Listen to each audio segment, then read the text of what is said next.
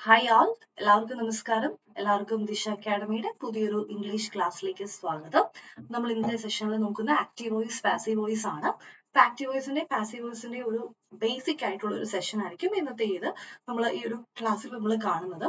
അതായത് ബേസിക് ആയിട്ടുള്ള എങ്ങനെ നമുക്ക് ആക്റ്റീവിൽ നിന്ന് പാസീവിലേക്ക് മാറ്റാം അതിനുള്ള വളരെ ബേസിക് ആയിട്ട് അറിഞ്ഞിരിക്കേണ്ട കുറച്ച് റൂൾസ് ഒക്കെയാണ് നമ്മൾ ഇതിൽ നോക്കുന്നത്. അപ്പം ഇതൊരു പാർട്ട് 1 ആണ്. അപ്പോൾ ഇതിനകത്ത് ഡീറ്റെയിൽ ആയിട്ടുള്ള ക്ലാസ് ആയിരിക്കില്ല, ജസ്റ്റ് ബേസിക് ആയിട്ട് എന്തൊക്കെ കാര്യങ്ങൾ അറിയണം എന്നായിരിക്കും നമ്മൾ നോക്കുന്നത്.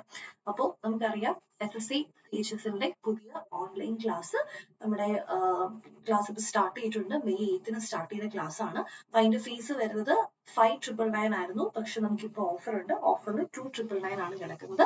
അപ്പം എന്റെ കുപ്പോൺ കോഡ് യൂസ് ചെയ്ത് കഴിഞ്ഞാൽ നിങ്ങൾക്ക് ഈ ഒരു റേറ്റിൽ പർച്ചേസ് ചെയ്യാനായിട്ട് പറ്റും. CHSL 50 എന്ന കുപ്പോൺ കോഡ് യൂസ് ചെയ്താൽ മതി. യെസ്, അപ്പോൾ ഇതിനകത്ത് കൂടുതലായിട്ടും ലൈവ് ക്ലാസ്സും റെക്കോർഡഡ് ക്ലാസ്സും ഒക്കെ ഇതിനകത്ത് കാണും.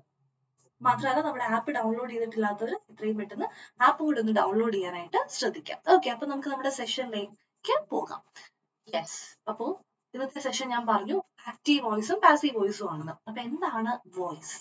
ഒരു വേർബിന്റെ വോയിസ് എന്താണെന്ന് നമുക്ക് ആദ്യം ഒന്ന് അറിഞ്ഞിരിക്കാം. അല്ലെ, എന്താണ് വോയിസ് ഓഫ് വേർബ് എന്ന് പറയുന്നത്? അതായത് ഈ പറയുന്നത് നമുക്കറിയാം ആക്റ്റീവ് വോയിസ്, പാസീവ് വോയിസ് നമ്മൾ ചെറിയ ക്ലാസ്സുകളിൽ പഠിക്കുന്ന ഒരു കാര്യമാണ്. വളരെ ചെറിയ ക്ലാസ്സിൽ തന്നെ ഈ ആക്റ്റീവ് വോയിസ് എന്താണ്, പാസീവ് വോയിസ് എന്താണ്, പിന്നെ ഒരു 10th ഒക്കെ ആകുമ്പോഴത്തേക്കും അല്ലെങ്കിൽ അതിനു മുമ്പേ ഒരു 8th മുതലൊക്കെ നമുക്ക് ഇതിന്റെ കൺവേർഷൻ ഒക്കെ നമ്മൾ ചെയ്തിട്ടുള്ളതാണ്. പക്ഷെ നമുക്ക് അത്ര തറവായിട്ട് അതിനെപ്പറ്റി പലർക്കും അറിയില്ല, അല്ലെ? അപ്പൊ നമുക്കിത് ഇന്നത്തെ ഒരു സെഷൻ നമ്മൾ എങ്ങനെയാണ് ഒരു ആക്റ്റീവ് വോയിസ് കണ്ടാൽ മനസ്സിലാവുന്നത്, അല്ലെങ്കിൽ ഒരു പാസീവ് വോയിസിനെ കണ്ടാൽ മനസ്സിലാവുന്നത്, ആക്റ്റീവിൽ നിന്ന് എങ്ങനെ പാസീവിലേക്ക് മാറ്റാം, തിരിച്ച് പാസീവിൽ നിന്ന് എങ്ങനെ ആക്റ്റീവിലേക്ക് മാറ്റാം, ഇതൊക്കെയാണ് കൂടുതലായിട്ടും ഈ ഒരു സെഷനിൽ നമ്മൾ കാണാൻ പോകുന്നത്. ഓക്കെ, അപ്പോൾ ആക്റ്റീവ് വോയിസ്, പാസീവ് വോയിസ് SSCക്ക് എത്ര ഇമ്പോർട്ടന്റ് ആണെന്ന് നമുക്കറിയാം, അല്ലെ? കാരണം ഒരുപാട് ക്വസ്റ്റ്യൻസ് വരുന്ന ഒരു ഏരിയ ആണ് അത്. SSCയുടെ ഏത് ലെവലിലാണെങ്കിലും ആക്റ്റീവിൽ നിന്ന് പാസീവിലേക്ക് ചില സമയത്ത് കൺവേർട്ട് അല്ലെങ്കിൽ ചേഞ്ച് വോയിസ് എന്ന് മാത്രമേ കാണുള്ളൂ. അപ്പൊ ആക്റ്റീവ് ആണോ പാസീവ് ആണോ എന്നൊക്കെ നമ്മൾ അറിഞ്ഞിരിക്കുകയൊക്കെ വേണം. അപ്പൊ നമുക്ക് എങ്ങനെയാണ് ഇതിനെ ഒന്ന് മനസ്സിലാക്കി വെക്കുക, അല്ലെങ്കിൽ എന്താണ് വോയിസ് എന്നൊക്കെ നമുക്കൊന്ന് കണ്ടു നോക്കാം. എന്നിട്ട് നമുക്ക് സെഷനിലേക്ക് പോകാം. ഓക്കെ, അപ്പൊ what is A voice of A verb? Voice of verb എന്ന് പറഞ്ഞാൽ എന്താണ്? The voice of a verb expresses whether the subject in the sentence has performed or received action. എന്താണ്? അതായത് വോയിസ് എന്ന് പറഞ്ഞാൽ ഒരു സെന്റൻസിൽ സബ്ജക്ട്, ഒരു സെന്റൻസിൽ സബ്ജക്ട് ഉണ്ടായിരിക്കുമല്ലോ. എന്താണ് സബ്ജക്ട് എന്ന് ഞാൻ പറഞ്ഞുതരാം. അപ്പൊ ഈ സബ്ജക്ട് ആക്ഷനെ പെർഫോം ചെയ്യുകയാണോ അല്ലെങ്കിൽ റിസീവ് ചെയ്യുകയാണോ എന്ന് എക്സ്പ്രസ് ചെയ്യുന്നത്, അല്ലെങ്കിൽ ആക്ഷനെ അല്ലെങ്കിൽ ഈ പറയുന്ന സബ്ജക്റ്റ് ഒരു സെന്റൻസിനകത്ത് സബ്ജക്റ്റ് ആക്ഷൻ പെർഫോം ചെയ്യാണോ അല്ലെങ്കിൽ ആക്ഷനെ റിസീവ് ചെയ്യുവാണോ, അതാണ് വോയിസ് എന്ന് പറയുന്നത്. ഓക്കെ, ആക്ഷനെ റിസീവ് ചെയ്യുകയാണെങ്കിൽ ഒരു വോയിസ്, ആക്ഷനെ പെർഫോം ചെയ്യുകയാണെങ്കിൽ മറ്റൊരു വോയിസ്. അങ്ങനെയാണ് നമുക്ക് ആക്റ്റീവ് വോയിസും പാസീവ് വോയിസും വരുന്നത്. അപ്പൊ എന്താണ് ഈ ആക്റ്റീവ് വോയിസും പാസീവ് വോയിസും? അതാണ് നമ്മളിപ്പോ നോക്കുന്നത്. അതിലാദ്യം നമ്മൾ കണ്ടു വോയിസ് എന്ന് പറഞ്ഞാൽ, മൊത്തത്തിൽ ഈ വോയിസ് എന്ന് പറഞ്ഞാൽ എന്താണ്, വോയിസ് ഓഫ് എ വേർബിന്റെ വോയിസ് എന്ന് പറഞ്ഞാൽ എന്താണ്? ഇത്രയേ ഉള്ളൂ. ഒരു സെന്റൻസിൽ നമ്മുടെ വേർബ് ആക്ഷൻ ചെയ്യുകയാണോ, പെർഫോമിംഗ് ദ ആക്ഷൻ ആണോ, ആക്ഷൻ പെർഫോം ചെയ്യുകയാണോ, അതോ ഈ പറയുന്നത് റിസീവ് ചെയ്യാണോ, ആക്ഷനെ റിസീവ് ചെയ്യുകയാണോ എന്ന് കാണിക്കുന്നതാണ് നമ്മുടെ വോയിസ് എന്ന് പറയുന്നത്. Okay, so voice of verb എന്താണ്? നമുക്ക് എക്സാമ്പിൾ നോക്കാം. അതിന്റെ കൂടെ ഞാൻ സബ്ജക്ട് എന്താണെന്നും പറഞ്ഞു. അപ്പൊ നിങ്ങൾക്ക് കുറച്ചുകൂടി ഒരു ഐഡിയ അതിനെ പറ്റി കിട്ടും. Okay, the watchman opens the door. Watchman, ഇവിടെ സബ്ജക്റ്റ് ആരാണ്? ഇനി സബ്ജക്റ്റ് എന്താണെന്ന് നമുക്ക് നോക്കാം. സബ്ജക്റ്റ് എന്ന് പറഞ്ഞാൽ ഒരു സെന്റൻസിൽ ആരാണോ ആക്ഷൻ പെർഫോം ചെയ്തത്, ശ്രദ്ധിക്കണം, ഒരു സെന്റൻസിൽ ആരാണോ ആക്ഷൻ പെർഫോം ചെയ്യുന്നത് അതിനാണ് സബ്ജക്റ്റ് എന്ന് പറയുന്നത്. അല്ലെങ്കിൽ ആക്ഷൻ ചെയ്യുന്നത് ആരാണോ, ഒരു സെന്റൻസിൽ ആക്ഷൻ ചെയ്യുന്നത് ആരാണോ, അല്ലെങ്കിൽ ആരെ പറ്റിയാണോ എന്തിനെ പറ്റിയാണോ പറയുന്നത്, അതാണ് നമ്മുടെ സബ്ജക്റ്റ് എന്ന് പറയുന്നത്. Okay, the watchman opens the door. ഇവിടെ ആരാണ് ഡോർ ഓപ്പൺ ചെയ്യുന്നത്? വാച്ച്മാൻ. അപ്പൊ വാച്ച്മാൻ എന്ന് പറയുന്നത് ഇവിടത്തെ സബ്ജക്റ്റ് ആണ്. വാച്ച്മാൻ എന്ന് പറയുന്നത് സബ്ജക്റ്റ് ആണ്, അല്ലെ? അടുത്ത, the door is opened by the watchman. The door is opened by the watchman. ഇവിടെ വാച്ച്മാൻ ആണ് ഡോർ ഓപ്പൺ ചെയ്യുന്നത്. അവിടെയും വാച്ച്മാൻ എന്ന് പറയുന്നത് തന്നെയാണ് സബ്ജക്റ്റ് എന്ന് പറയുന്നത്. ഓക്കെ, അപ്പോ ഇവിടെ ആദ്യത്തെ സെന്റൻസിൽ ഈ സബ്ജക്റ്റ് ആക്ഷൻ പെർഫോം ചെയ്യാണ്, വാച്ച്മാൻ ആക്ഷൻ ചെയ്യുകയാണ്, അല്ലെ? അടുത്ത സെന്റൻസിൽ the door is open by the watchman, ഈ ഡോർ ഓപ്പൺ ചെയ്തു എന്ന ആക്ഷൻ റിസീവ് ചെയ്യാനായിട്ട് നിൽക്കുകയാണ് നമ്മുടെ വാച്ച്മാൻ. ഓക്കെ, ഇതാണ് വോയിസ് ഓഫ് എ വെർബ് എന്ന് പറയുന്നത്. ഇനി അടുത്ത് നമുക്ക് നോക്കാം.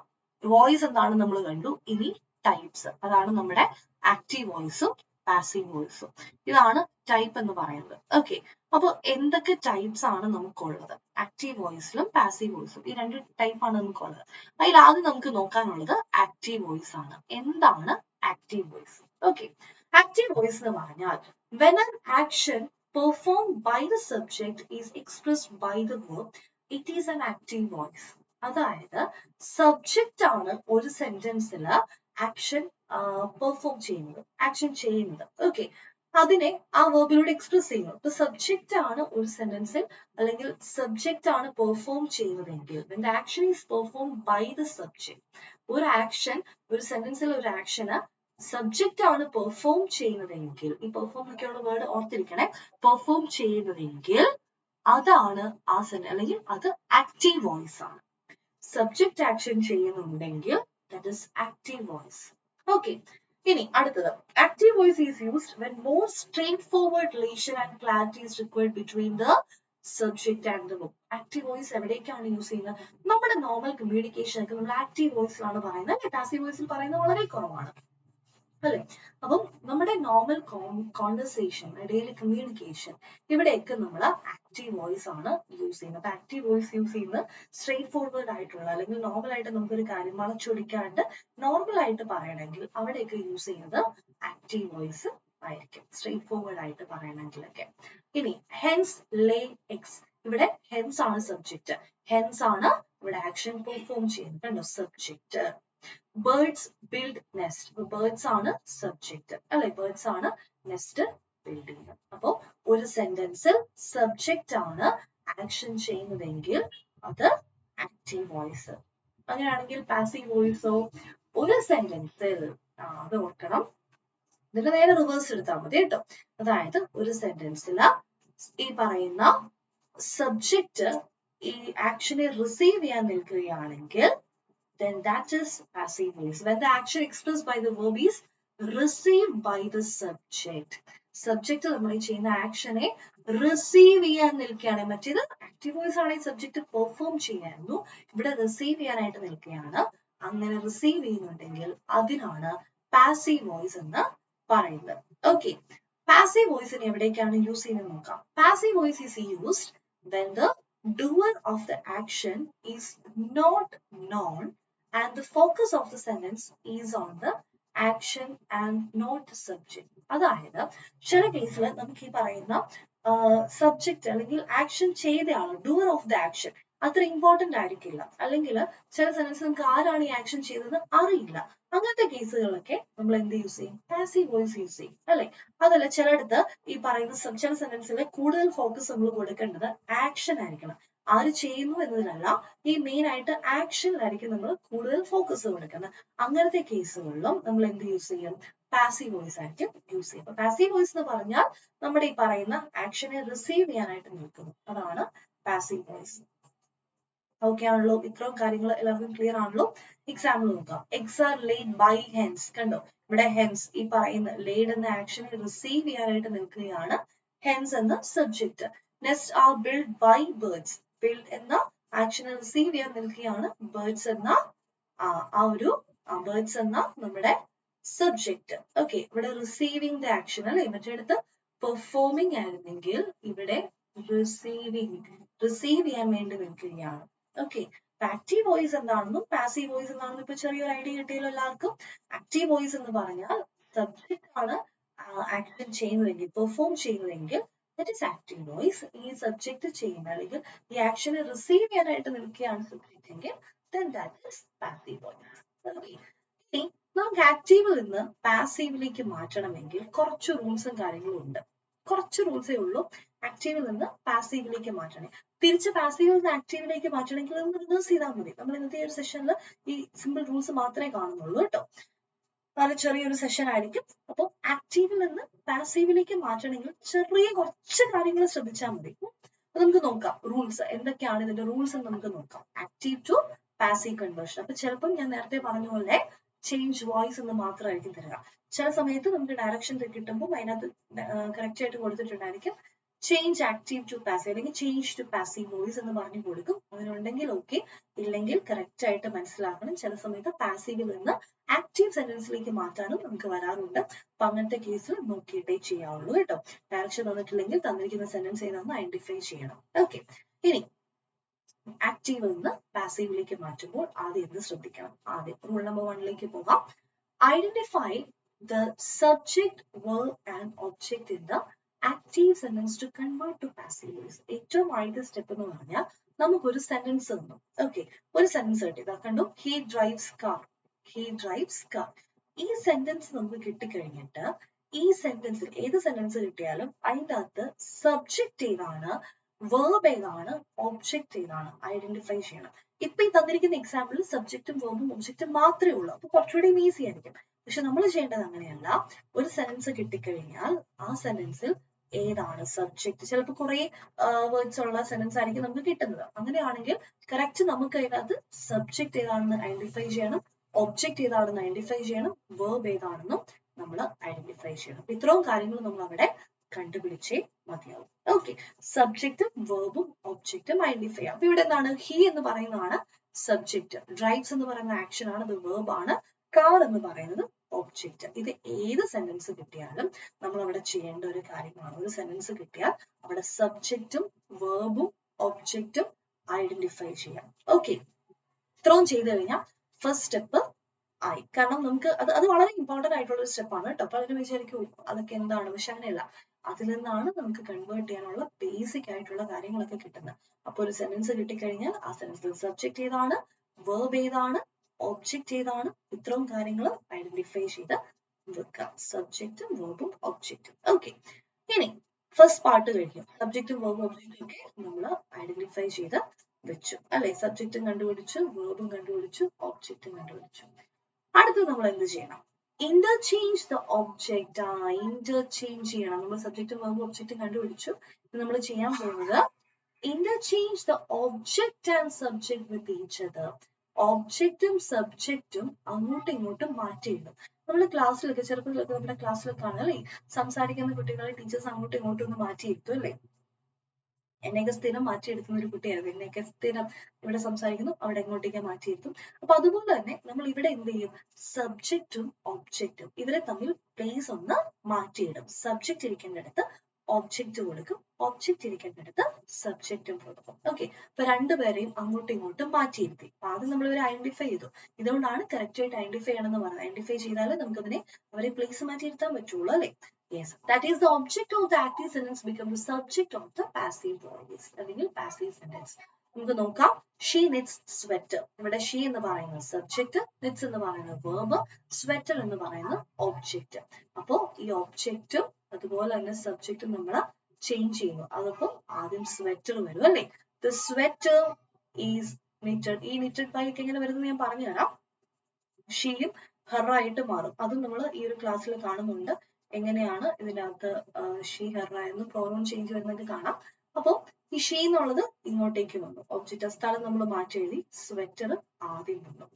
ഓക്കെ, അപ്പോ സ്ഥലം മാറ്റി എത്തിയപ്പോ പറ്റിയ കാര്യമാണ് ഇത്. രണ്ടുപേരെയും അങ്ങോട്ടും ഇങ്ങോട്ടും നമ്മൾ പ്ലേസ് ചേഞ്ച് ചെയ്ത് ഇരുത്തി. Okay, yes. അപ്പൊ രണ്ടാമത്തെ സ്റ്റെപ്പും നമ്മൾ കംപ്ലീറ്റ് ചെയ്തു. രണ്ട് സ്റ്റെപ്പ് ഇപ്പൊ കഴിഞ്ഞു. ഒന്ന് സബ്ജക്റ്റും ഒബ്ജക്റ്റും വേർബും ഐഡന്റിഫൈ ചെയ്തു. അതിനുശേഷം സബ്ജക്റ്റ് ഇരിക്കേണ്ട സ്ഥലത്ത് ഒബ്ജക്റ്റിനെയും ഒബ്ജക്റ്റ് ഇരിക്കേണ്ട സ്ഥലത്ത് സബ്ജക്റ്റിനെയും നമ്മൾ പ്ലേസ് ചെയ്തു. അങ്ങനെ ആ ഒരു രണ്ടുപേരെയും മാറ്റി സ്ഥലം മാറ്റി ഇന്റർചേഞ്ച് ചെയ്തു. ഇനി അടുത്ത നമുക്ക് നോക്കാം. In passive voice, sometimes the subject is not used. That is, the subject in passive voice can be omitted if the sentence without it keeps enough meaning. അതായത് ചില സെന്റൻസുകളുണ്ട് നമുക്ക് എക്സാമിന് കാണാൻ പറ്റും. പാസീവ് വോയിസ് നമുക്ക് ആക്റ്റീവിൽ നിന്ന് പാസീവിലേക്ക് മാറ്റാനായിരിക്കും. അപ്പൊ പാസീവിലേക്ക് മാറ്റി കഴിഞ്ഞിട്ട് നമുക്ക് തന്നിരിക്കുന്ന ഓപ്ഷനിൽ ഈ സബ്ജക്റ്റ് കാണില്ല. അപ്പൊ പലർക്കും കൺഫ്യൂഷൻ ഉണ്ടാവും. ആ ഒറ്റ കാര്യം നോക്കി പലരും തെറ്റായിട്ടുള്ള ആൻസർ ഒക്കെ ഇടും. പക്ഷെ പാസീവ് വോയിസിൽ ഞാൻ ആദ്യം പറഞ്ഞു, പാസീവ് വോയിസിൽ സബ്ജക്റ്റിന് വലിയ ഇമ്പോർട്ടൻസ് ഇല്ല. പാസീവ് വോയിസിലാണ് സബ്ജക്റ്റിന് ഇമ്പോർട്ടൻസ് ഇല്ലാത്ത, ആക്റ്റീവിലല്ല കേട്ടോ. ആക്റ്റീവ് വോയിസിൽ സബ്ജക്റ്റ് ആണ് മെയിൻ. പക്ഷെ പാസീവ് വോയിസിൽ സബ്ജക്റ്റിന് വലിയ ഇമ്പോർട്ടൻസ് ഇല്ല. കാരണം സബ്ജക്റ്റ് ഇല്ലെങ്കിലും ആ സെന്റൻസിന് മീനിങ് ഫുൾ ആയിട്ട് നിൽക്കാമെങ്കിൽ അത് അവിടെ ഇല്ലെങ്കിലും കുഴപ്പമില്ല. നമുക്കിപ്പം ഒരു ആക്ഷൻ ചെയ്ത് ആരാണെന്ന് അറിയത്തില്ല, സബ്ജക്റ്റ് വേണ്ട. ഓക്കെ, സബ്ജക്റ്റ് വേണ്ടെന്ന് വിചാരിച്ചാൽ മതി. ഒരു ആക്ഷൻ ചെയ്ത് ആരാന്ന് അറിയില്ല, ദെൻ നമുക്ക് ആ സബ്ജക്റ്റ് അവിടെ കൊടുത്തില്ലെങ്കിലും കുഴപ്പമില്ല. Okay, yes. അപ്പോ ആക്റ്റീവിൽ നിന്ന് പാസീവിലേക്ക് മാറ്റാനായിട്ട് ഉള്ള സ്റ്റെപ്സ് ആണ് നമ്മൾ കണ്ടുകൊണ്ടിരുന്നത്. അതിനിടയ്ക്ക് ഒരു ചെറിയൊരു ടിപ്പും കൂടെ നമ്മൾ കണ്ടെന്നേ ഉള്ളൂ. Okay, yes. So in passive voice sometimes the subject is not used. Milk is sold in litres. ആ സെൻസ് മീനിങ് ഫുൾ ആയിട്ടാണ് അല്ലെ, ആരാണ് സെൽ ചെയ്തതെന്ന് നമ്മൾ പറയുന്നില്ല അല്ലെ. സോ അവിടെ എന്താണ്, സബ്ജക്റ്റ് ആബ്സെന്റ് ആണ് അല്ലെ, അവിടെ നമുക്ക് ഇല്ല. ബട്ട് സ്റ്റിൽ ആ സെന്റൻസ് മീനിങ് ഫുൾ അല്ലേ, ആണ്. ആ സെന്റൻസ് മീനിങ് ഫുൾ ആണോ അല്ലയോ എന്ന് മാത്രം നമ്മൾ ചെക്ക് ചെയ്താൽ മതി. Okay, yes. നമ്മുടെ അടുത്ത റൂള്, നാലാമത്തെ rule, change the base verb in the active sentence into past participle. ഇവിടെ എന്താ പറയുന്നത്, എന്തോ വേർബ് ഒക്കെ മാറ്റാൻ പറയുന്നുണ്ടല്ലോ. ഓക്കെ, ഒരു കാര്യം നമുക്ക് ഒരു ടിപ്പായിട്ട് ഓർത്തിരിക്കാനായിട്ട് പറയാണ്. പാസീവ് വോയിസില് വേർബ് എപ്പോഴും V3 ഫോം ആയിരിക്കും. പാസീവ് വോയിസിൽ വേർബിന്റെ തേർഡ് ഫോം ആയിരിക്കും ഉണ്ടായിരിക്കുക. ഓക്കെ, പാസ്റ്റ് പാർട്ടിസിപ്പിൾ വേർബിന്റെ തേർഡ് ഫോം അല്ലെങ്കിൽ V3 ഫോം ആയിരിക്കും കാണുക. നമുക്ക് ആക്റ്റീവ് വോയിസിൽ ചിലപ്പം ING ഫോം ആയിരിക്കാം, അല്ലെങ്കിൽ നമ്മുടെ V1 ബേസ് ഫോം ആയിരിക്കാം, V2 ഫോം ആയിരിക്കാം, ഏത് ഫോം വേണമെങ്കിലും വരാം. പക്ഷെ പാസീവ് വോയിസിലേക്ക് മാറ്റുവാണെങ്കിൽ പാസീവ് വോയിസിൽ V3 ഫോം മാത്രമേ വരുള്ളൂ. ഓക്കെ, V3 ഫോം മാത്രമേ വരുള്ളൂ പാസീവ് വോയിസിൽ. ഓക്കെ, അപ്പോ ഇവിടെ എന്ത് വരും, change the base verb in the active sentence into past participle. Base verb മാത്രമല്ല പാസ്റ്റ് പാർട്ടിസിപ്പിളിലേക്ക് മാറ്റേണ്ടത്. പാസീവില് ആക്റ്റീവില് ഏത് വെർബ് വന്നാലും, ING ഫോം വന്നോട്ടെ, ഏത് വെർബാണ് വരുന്നത്, ഏത് വെർബ് വന്നാലും അതിനെ പാസീവ് ഫോമിലേക്ക് മാറ്റണം. അത് ഇമ്പോർട്ടന്റ് ആണ്. ഓക്കെ, ഏത് വന്നാലും പാസീവ് ഫോമിലേക്ക് മാറ്റുക, അതായത് V3 ഫോമിലേക്ക് മാറ്റുക, V3 ഫോമിലേക്ക് മാറ്റുക. ഓക്കെ, ആൻഡ് അത് ഒരു കാര്യം, ഒരെണ്ണേ കഴിഞ്ഞുള്ളൂ. ദെൻ ഇതിന്റെ കൂടെയൊക്കെ നമ്മൾ ബൈ, വിത്ത്, ടു ഒക്കെ ആഡ് ചെയ്ത് കൊടുക്കും. യൂഷ്വലി ബൈ ആയിരിക്കും ഇടുന്നത്, പക്ഷെ ചില സെന്റൻസ് വിത്ത് ആയിരിക്കും, ചില സെന്റൻസ് ടു ആയിരിക്കും. അത് നമ്മൾ സെന്റൻസ് അനുസരിച്ച് അല്ലെങ്കിൽ അതിന്റെ യൂസ് അനുസരിച്ച് നമ്മൾ മാറും. ഓക്കെ, അപ്പൊ ബേസിക് ആയിട്ട് ഇതും കൂടെ നമ്മൾ ആഡ് ചെയ്ത് കൊടുക്കാം. Okay, yes. Base verbs are never used in passive voice sentence. നമ്മൾ കണ്ട കാര്യമാണ്. ബേസ് വേർബ്സ് പാസീവ് വോയിസിൽ യൂസ് ചെയ്യാറില്ല. പാസീവ് വോയിസിൽ യൂസ് ചെയ്യുന്ന ഒരൊറ്റ കാര്യമുള്ളൂ, V3 ഫോം. V3 ഫോം ആണോ പാസീവ് വോയിസിൽ യൂസ് ചെയ്യും. ഓക്കെ, അപ്പൊ ആ ഒരു കാര്യം ഇവിടെ ശ്രദ്ധിക്കാം. ആൻഡ് എക്സാമ്പിൾ നോക്കാം. She prepares dinner.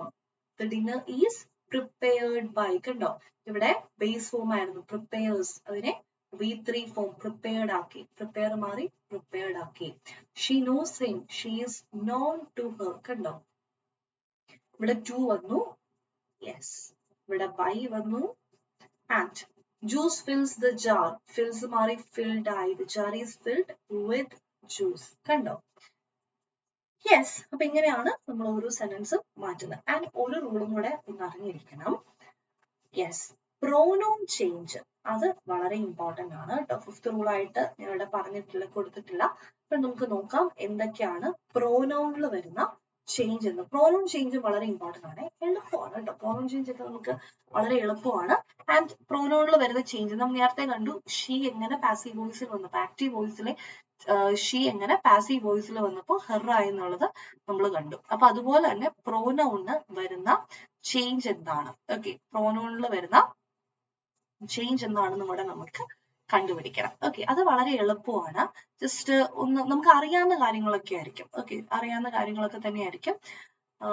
നമുക്ക് നോക്കാം പ്രോനൗൺ ചേഞ്ച് എന്തൊക്കെയാണ്, അല്ലെങ്കിൽ എന്ത് കാര്യമാണ് ഈ പ്രോനൗണിൽ നമ്മൾ ശ്രദ്ധിക്കേണ്ടതെന്ന്. ഒരു ചാർട്ട് പോലെ, ചെറിയൊരു ലിസ്റ്റ് പോലെ നമുക്ക് പഠിച്ചു വെക്കാം. അപ്പൊ നിങ്ങൾ നോട്ട് ചെയ്യുന്ന ആൾക്കാരാണെങ്കിൽ അല്ല, നമ്മൾ എപ്പോഴും നമ്മുടെ സ്വന്തമായിട്ടൊരു നോട്ട് നമ്മൾ പ്രിപ്പയർ ചെയ്ത് വെക്കുമല്ലോ. നമുക്ക് ഫ്യൂച്ചർ റെഫറൻസിനൊക്കെ വേണ്ടിയിട്ട് നമ്മുടേതായ ഒരു നോട്ട് നമ്മൾ പ്രിപ്പയർ ചെയ്ത് വെക്കുമല്ലോ. അപ്പൊ ഇതേപോലെ എഴുതി വെക്കാതെ ജസ്റ്റ് നമുക്ക് മനസ്സിലാകുന്ന രീതിയിൽ, അതായത് പിന്നീട് നോക്കിയാലും മനസ്സിലാകുന്ന ആ ഒരു രീതിയിലേക്ക് ഇതിനൊന്ന് നോട്ട് ചെയ്ത് വെക്കുക കേട്ടോ.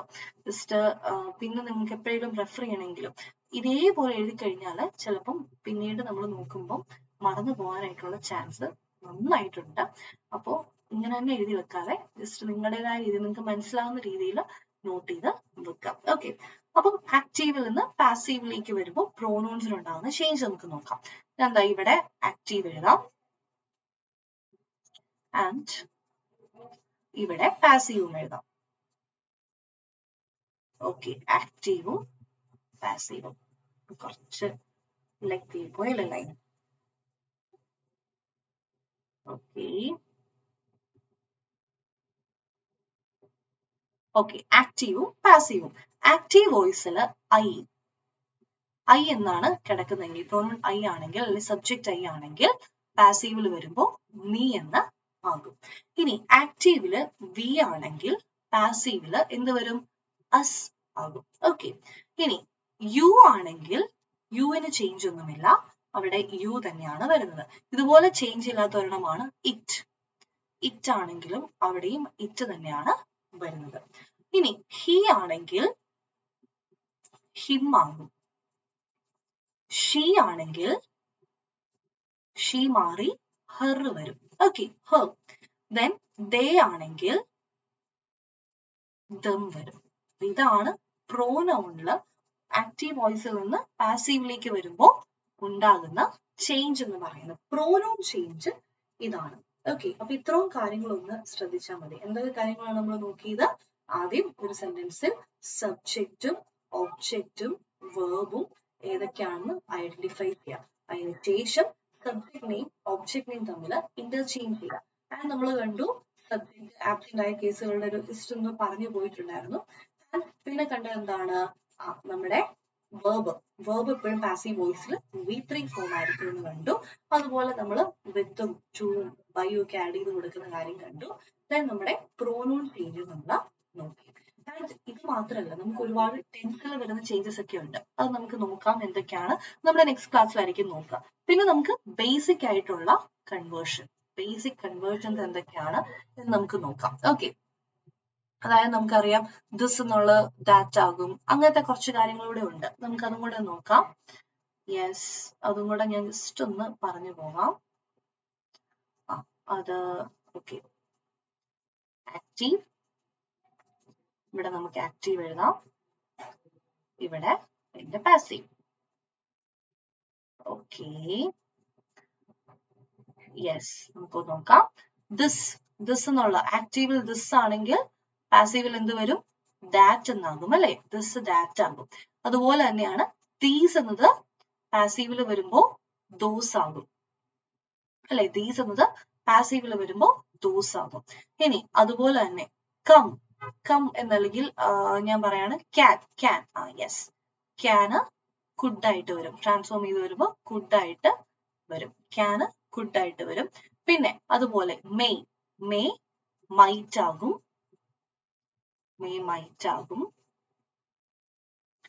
ദെൻ നമുക്ക് ഇത് കൂടുതലായിട്ടും വരുന്നത് വോയിസിലല്ല കേട്ടോ, നമ്മുടെ ഡയറക്റ്റ് സ്പീച്ചിലും ഇൻഡയറക്റ്റ് സ്പീച്ചിലുമാണ് ഇത് വരുന്നത്.